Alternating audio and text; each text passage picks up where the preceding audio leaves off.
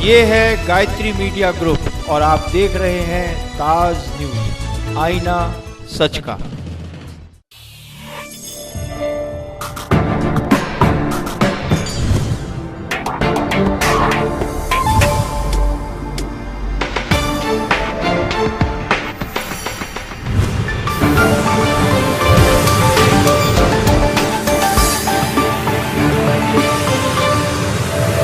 नमस्कार, ताज न्यूज के इस बुलेटिन में स्वागत है आपका। मैं हूं मीनू सिंह और आइए खबरों की शुरुआत करते हैं सुर्खियों के साथ।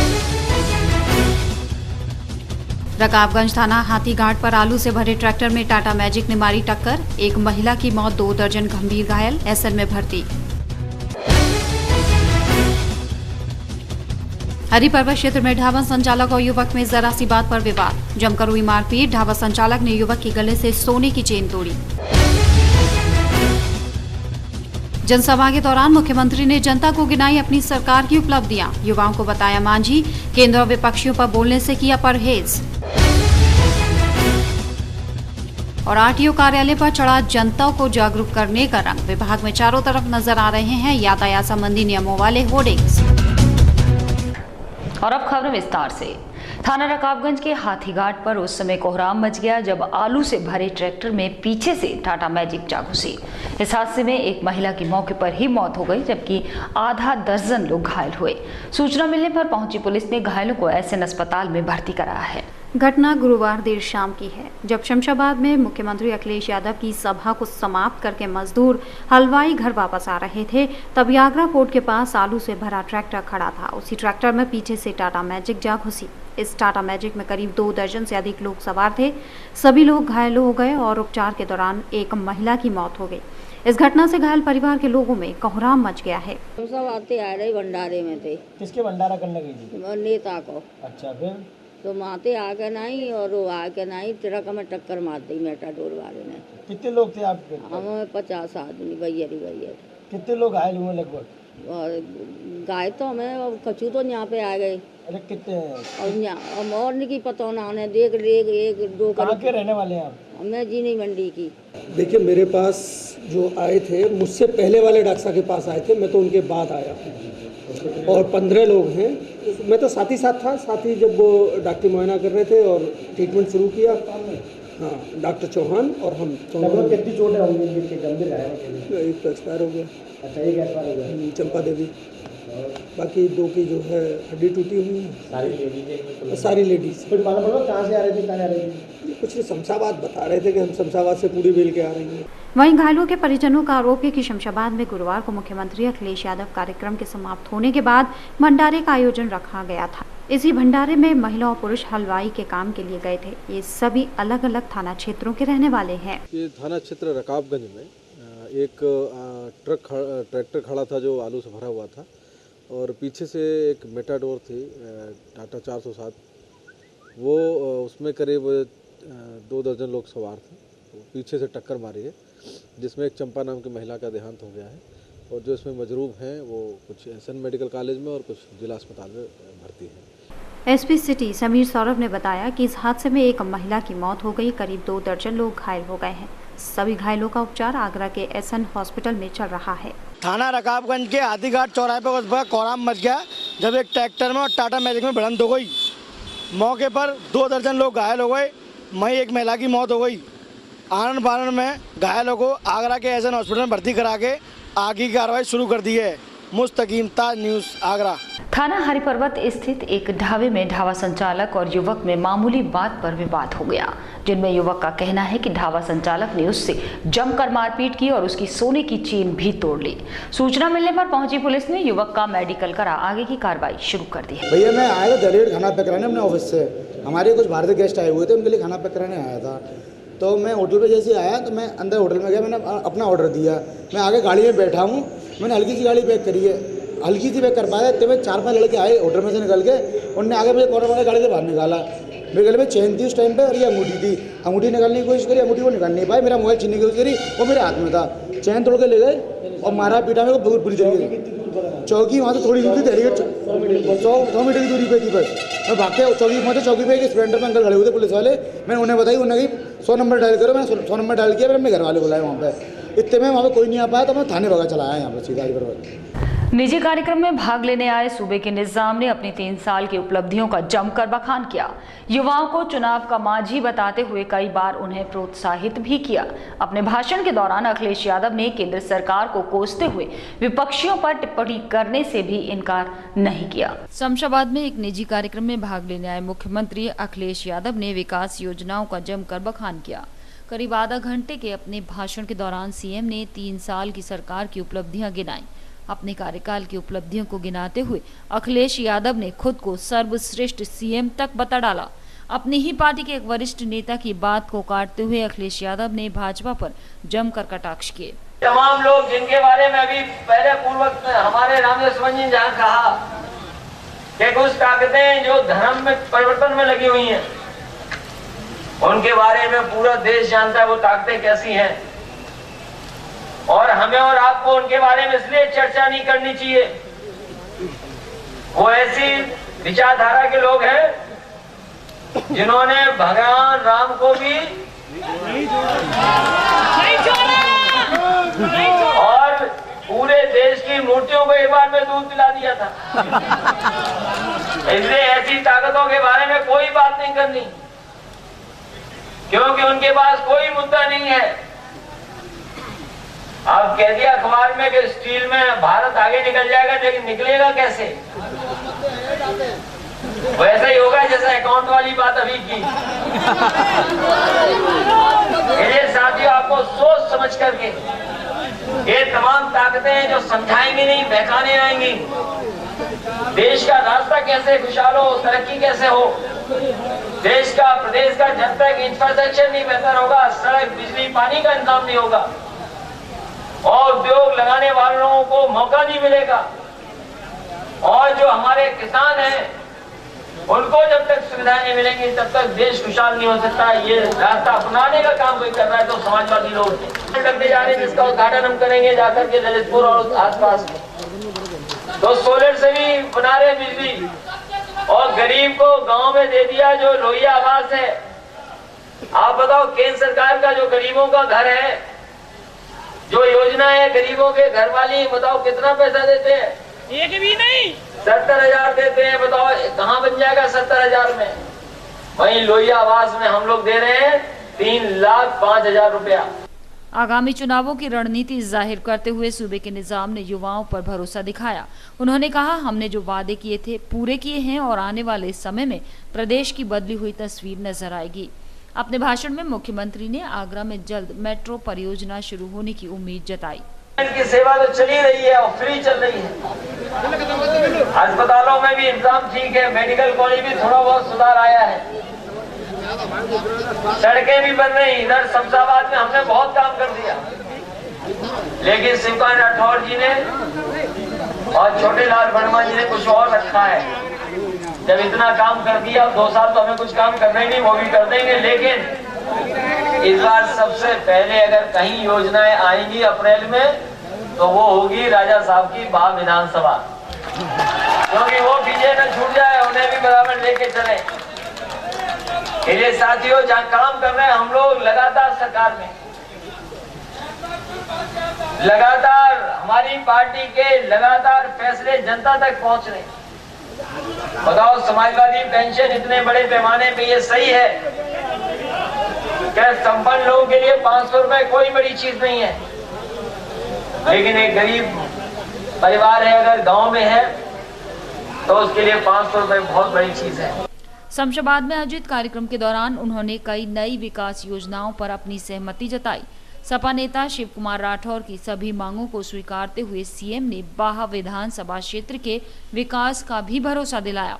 आगरा लखनऊ एक्सप्रेसवे के साथ नई बिजली परियोजना प्रारंभ करने का अखिलेश यादव ने कई बार जिक्र किया। अपने चुटकीले अंदाज के लिए मशहूर सपा के वरिष्ठ नेता रामजीलाल सुमन की पब्लिक ने एक नहीं सुनी। सपा महासचिव ने अपने चिर परिचित अंदाज में जैसे ही शोर मचा रहे सपाइयों को डांट पिलाई तो कार्यकर्ताओं ने उनकी एक बात नहीं मानी और तेजी से होटिंग शुरू कर दी।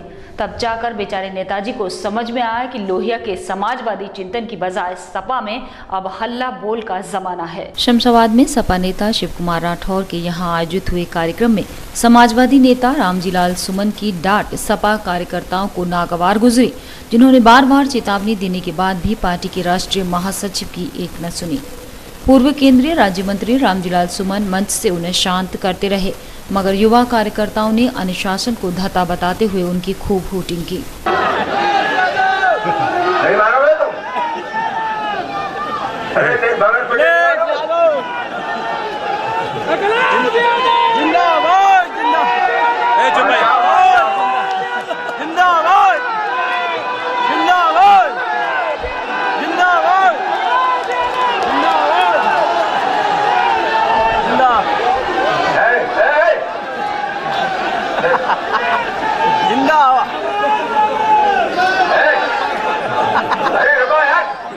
मगर खास बात ये रही कि जब एक वरिष्ठ नेता का अनादर हो रहा था, सूबे के निजाम भी उस वक्त मंच पर बैठे थे, मगर उन्होंने भी इस मसले को अनदेखा कर दिया, जिससे सपाइयों का हौसला और बढ़ गया और उन्होंने वरिष्ठ नेता के वक्तव्य के बीच कई बार शोर शराबा किया। एक और यूपी के युवा मुख्यमंत्री एक बार फिर से सत्ता में आने के सपने संजो रहे हैं, तो दूसरी ओर पार्टी की गुटबाजी अब सीएम के मंच पर भी नजर आने लगी है। बुधवार को शमशाबाद में कार्यक्रम के दौरान आगरा के ही एक लाल बत्तीधारी नेता गायब दिखे, तो फतेहाबाद विधानसभा से चुनाव लड़े एक डॉक्टर साहिब भी नजर नहीं आए।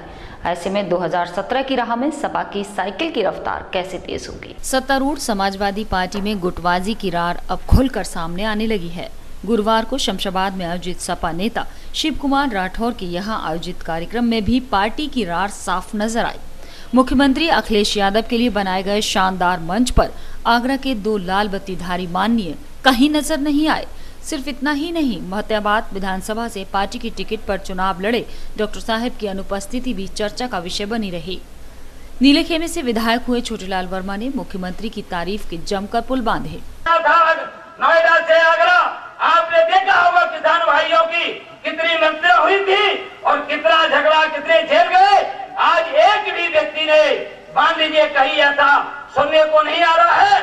आगरा से लेके लखनऊ तक की मान लीजिए हाईवे बनना है, आगरा रिंग रोड बनाने का काम हो रहा है और आगरा से शमशाबाद फोर लाइन पिछले बार 24 सितंबर को घोषणा किया, वो पूरा होने जा रहा है।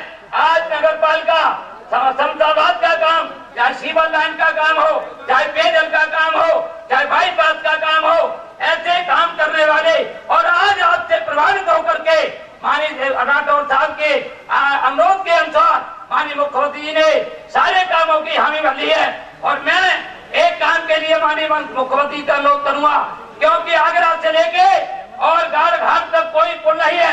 अगर आगरा में जाम लग जाता है तो उसी से रोड से ट्रैफिक निकलना पड़ता है। इसलिए माननीय पूरा इससे पहले हमारे कमिश्नर साहब ने भी लिखा था कि ये पुल, ये रोड का बनना बहुत आवश्यक है। ये पुल बना हुआ है जिससे कि एग्री रोड का काम करेगा, जनता के लिए काम करेगा। मैं उनसे अनुरोध करता हूँ कि सप्ताह फतेहाबाद मार्ग से हिमश्री से बाजितपुर गाड़ घाट भीकलपुर कसौंदी एलआई बनकर NH2 तक डबल लेन और टेढ़ी मेढ़ी मोड़ है, उनको जमीन लेके और सीधा करने का काम। राठौर जी को बधाई देंगे, मुबारकबाद देंगे। और जहाँ सरकार के 3 साल भी पूरे हुए हैं, 2 साल और सरकार चलनी है अभी, 7 साल चलेगी। लेकिन साथियों, हमारे अपने जो लोग हैं, हम अपने समाजवादी नेताओं से कहेंगे अपनी भाषा में, अपने कामकाज में भी समाजवादी हो जाए। ये सही है कि समाजवादी ये कहता है कि संपन्न हो, बराबर से संपन्न हो, समानता के साथ संपन्न हो।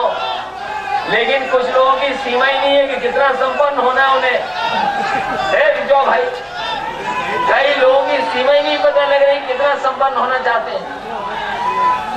इसलिए साथियों, अपने बड़े सभी कार्यकर्ता साथी, जब तक आप समझेंगे नहीं कि हम लोग क्या लड़ाई लड़ रहे हैं, तो हो सकता है कोई बहका जाए आपको। इसलिए किसानों की, गरीब की और नौजवानों की मदद करनी होगी। समाजवादी पेंशन जितनी पहुंचा सकते हैं गांव में गरीब पर या शहर में, आप पहुंचाने का काम करना। आप जो मदद कर सकते हैं सरकार के माध्यम से मदद करें। योजनाओं के माध्यम से मैंने सूबे के मुखिया अखिलेश यादव दोबारा से सत्ता में आने की रणनीति तैयार करने में जुटे हैं, लेकिन पार्टी की अंदरूनी कलह 2017 के चुनाव में साइकिल की रफ्तार पर असर डाल सकती है। सीएम अखिलेश यादव ने अपने भाषण के दौरान इशारों में पार्टी नेताओं पर भी खूब तंज कसे। उन्होंने भाषण में साफ कह दिया कि कुछ अब तक बहुत कमा चुके हैं, दूसरों को भी मौका दो। फिलहाल इस निजी कार्यक्रम में तस्वीर ने आगामी चुनाव के लिए अभी से कई सवाल खड़े कर दिए हैं। सूबे के निजाम की महत्वाकांक्षी योजना ताज प्रोजेक्ट पिछले कई महीनों से विकास के नाम पर अपनी कछुआ चाल से चल रहा था, लेकिन जैसे ही अधिकारियों ने सीएम आगमन की सूचना सुनी, अचानक इस ताज ड्रीम प्रोजेक्ट के विकास की गति ने तेज रफ्तार पकड़ ली, जिससे इस प्रोजेक्ट के जल्द पूरा होने की आस एक बार फिर से बंध गई है। मुख्यमंत्री की महत्वाकांक्षी योजना ताज ड्रीम प्रोजेक्ट की धीमी पड़ती रफ्तार में एक बार फिर उस वक्त तेजी दिखाई देने लगी जब मुख्यमंत्री के आगरा आगमन की सूचना अधिकारियों को मिली, जिससे ताज प्रोजेक्ट से संबंधित विभागों के अधिकारियों में हड़कंप समझ गया। रातों रात विकास कार्यों को इस ढंग से किया गया कि देखने में ऐसा लगे कि न जाने कब से ये विकास कार्य यूं ही चल रहा है, लेकिन हकीकत बयान तो वो ही लोग कर सकते हैं जो यहाँ के बाशिंदे हैं। मुख्यमंत्री जी तो केवल 10-15 मिनट के लिए ही आते हैं, तो लापरवाह अधिकारी अपनी चतुराई से मुख्यमंत्री की आंखों में धूल झोंकने में कामयाब हो जाते हैं। हर बार का यही नियम इन अधिकारियों ने अपना रखा है। जब भी सूबे के मुखिया के आने की सूचना इनके कानों में पड़ती है तो काम शुरू हो जाता है और उसके बाद ये अपने पुराने ढर्रे पर वापस आ जाते हैं। सूबे के मुखिया यदि ऊपरी निरीक्षण की जगह इस विकास कार्य का बारीकी से निरीक्षण केवल एक बार कर लें तो हकीकत उनके सामने खुद ब खुद आ जाएगी, लेकिन सूबे के मुखिया को ये चतुर अधिकारी इस कदर अपनी चिकनी चुपड़ी बातों में फंसा लेते हैं कि हर बार वो केवल ऊपरी निरीक्षण के बाद ही चले जाते हैं। फिलहाल तो ताज ड्रीम प्रोजेक्ट के विकास की रफ्तार में तेजी आ गई है, जो हो सकता है कि मुख्यमंत्री के आगमन सूचना मात्र से ही हो। वहीं अब देखने वाली बात यह है कि क्या इस विकास कार्य की रफ्तार यूं ही निरंतर चलती रहेगी या ये रफ्तार सिर्फ मुख्यमंत्री की वाहवाही लूटने के लिए ही है। खबरों का सिलसिला लगातार जारी है, लेकिन वक्त तो चला है एक छोटा सा ब्रेक लेने का।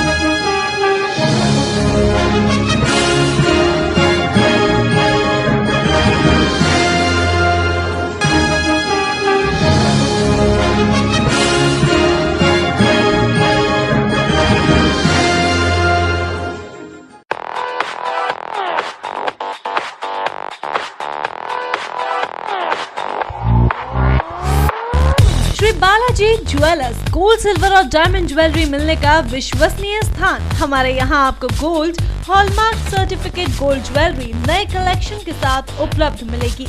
संपर्क करें Shri Balaji jewellers, fortune tower near Kargil petrol pump, Agra. Phone number 9719333563 और 9759333992।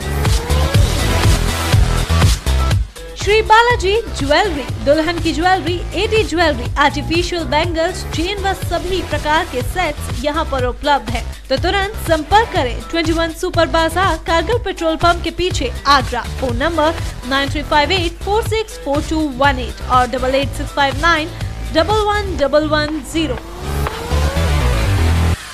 Give your child the best start in life with the International School Agra's unique blend of academics, experiential learning, life skills, spoken English and human values.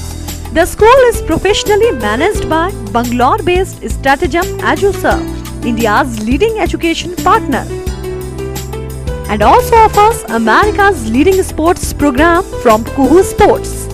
Admissions open from KGI to grade 6. Campus located at Fatehabad Road. For admissions, call 07055004999 or 4449. Nandini group का एक और कदम, Nandini stay. अब कागारौल में एक ऐसी colony जहां आप पा सकते हैं पक्की सड़क, स्वच्छ जल, बिजली की सुनिश्चित आपूर्ति, हरे भरे पार्क, भव्य मंदिर, कॉमर्शियल प्लॉट और दुकान, वो भी बहुत कम कीमत में। ये सब सुविधा कागारौल में गेटबंद कॉलोनी यानी नंदनी स्टेट में। अब गांव को शहर बनाना है, हमारा सपना आपका घर हो अपना। नंदनी स्टेट।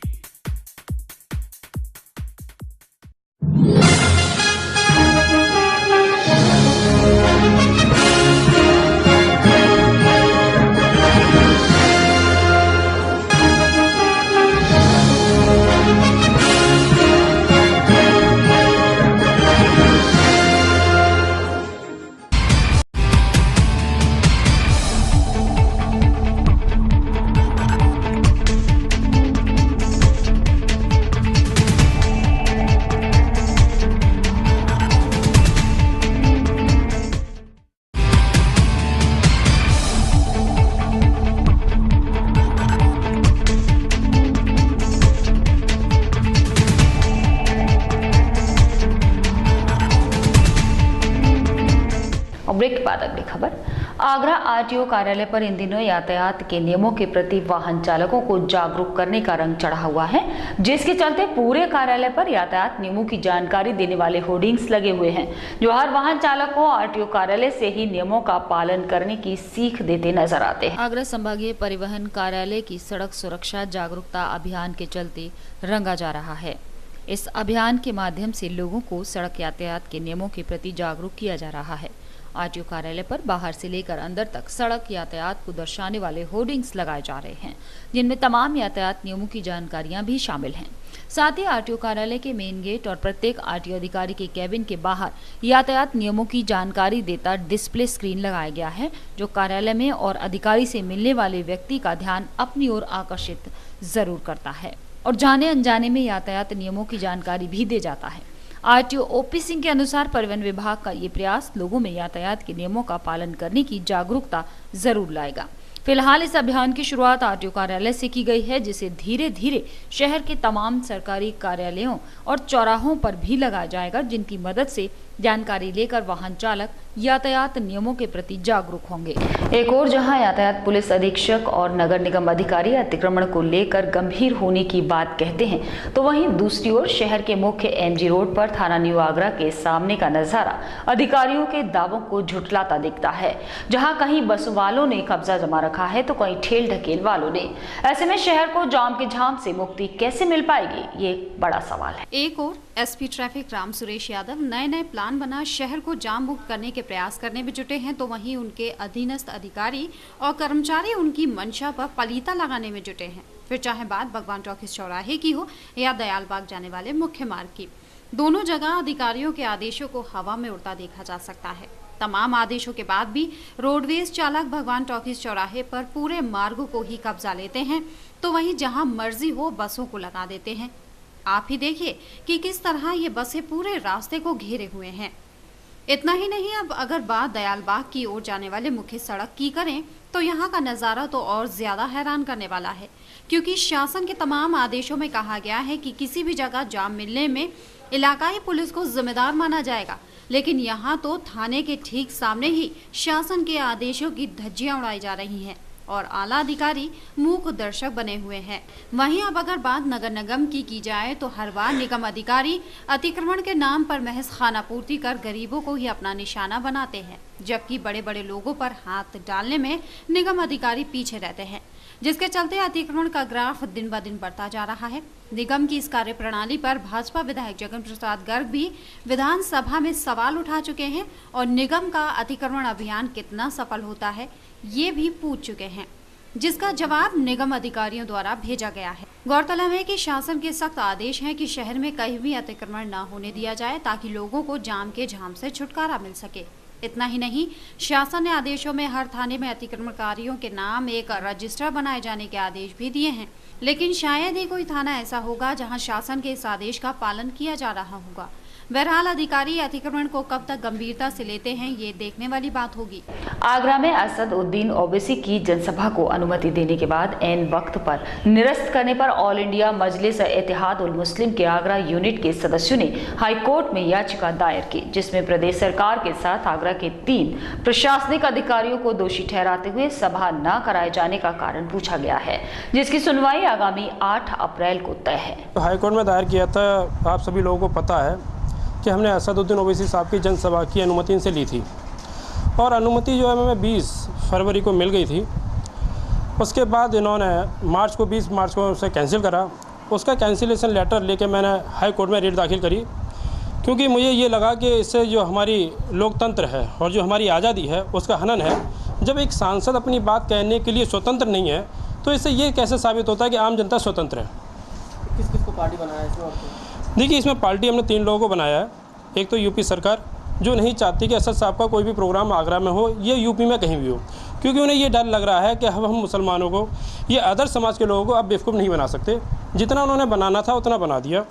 इसमें पार्टी जो हमने बनाया है वो 3 लोगों को, यूपी सरकार, क्योंकि जो इसमें हमारी वर्तमान में राज्य सरकार है, डीएम, एडीएम सिटी और एडीएम फाइनेंस। किसी भी बेजुबान की जान बचाना बड़े सवाब और पुण्य का काम होता है और सभी हिंदूवादी संगठन गौहत्या को रोककर इसी पुण्य कार्य को कर रहे हैं। लेकिन किसी की जान बचाकर उसे भूखों मरने छोड़ देना, क्या ये भी पुण्य का काम है? आज शहर में हजारों गाय आवारा हालत में घूम रही हैं, जिसमें ना जाने कितनी भूख के कारण अपनी जान गंवा चुकी हैं। देखिए ताज न्यूज की ये खास रिपोर्ट। सड़कों पर आवारा, लाचार और बेबस घूमती हुई इन गायों को देखिए। क्या इनकी नजरों में कोई खुशी नजर आती है? क्या दिखता है इनकी आंखों में वो सुकून जो मौत के मुंह से वापस आने वालों के चेहरे पर होता है? और ना ही दिखेगा भी, क्योंकि जिन लोगों ने इन जानवरों को मौत के मुंह से बचाया होगा, उन्हीं की अनदेखी के चलते आज ये जानवर भूखों मरने के लाचार हैं। हर हिंदू और हर हिंदूवादी संगठन कहने को तो इस जानवर को माँ का दर्जा देता है, लेकिन इस माँ को भोजन की या पालन पोषण की व्यवस्था करने में असमर्थता दिखाता है। हिंदूवादी संगठनों के कार्यकर्ता गौकशों से इन गायों की रक्षा करते हैं, जो कि एक सराहनीय काम है, लेकिन गौकशों की गिरफ्त से छुड़ाकर सड़कों पर आवारा छोड़ देना ये कहाँ की समझदारी है? ताज न्यूज की तमाम समाज सेवी संगठनों से अपील है कि वो इन जानवरों की जान बचाने में जितनी तेजी दिखाते हैं, मेहरबानी करके इनके रहने और भोजन की व्यवस्था करने में भी उतनी ही गंभीरता जरूर दिखाएं। तभी मां का दर्जा प्राप्त इस जानवर को बचाने का प्रयास सफल होगा। और इसी के साथ बुलेटिन में सिर्फ इतना ही। अगले बुलेटिन में नई खबरों के साथ आपसे फिर होगी मुलाकात। जुड़े रहिए ताज न्यूज के साथ। नमस्कार।